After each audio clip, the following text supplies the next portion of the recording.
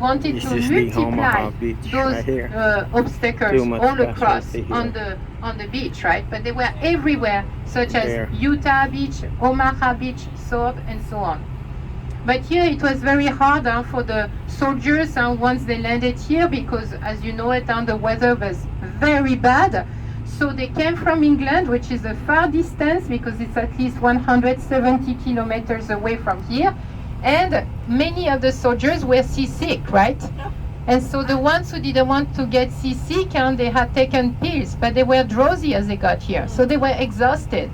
And you imagine back over here in the bluffs, right, in the hill, you had all these resistance nests, the German defenses you can imagine range from 37 millimeter cannons, 50 millimeter cannons, 47 millimeter cannons. They were very dreadful cannons, just enough to kill soldiers as they were landing over here. So for a soldier who was landing here, it was a matter of fact, you can, land here, but how do you get off the beach, right? That was a question here.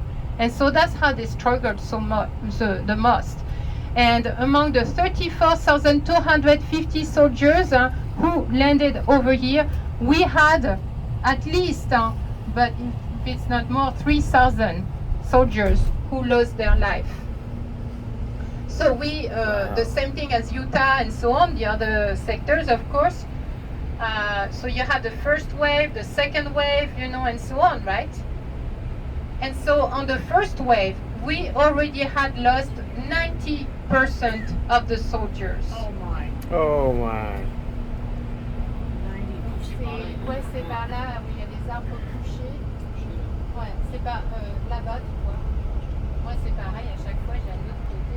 To put their feet on the ground. It was so bad because indeed they were launched too far out in the sea and they couldn't swim, because how can you swim with a heavy backpack, right? Range between 40-45 pounds backpack, and then they couldn't unbuckle it. They couldn't remove their belt. That was very bad. And some soldiers made the terrible mistake of stripping off the top of their guns. They lost their guns. They lost everything. That was bad.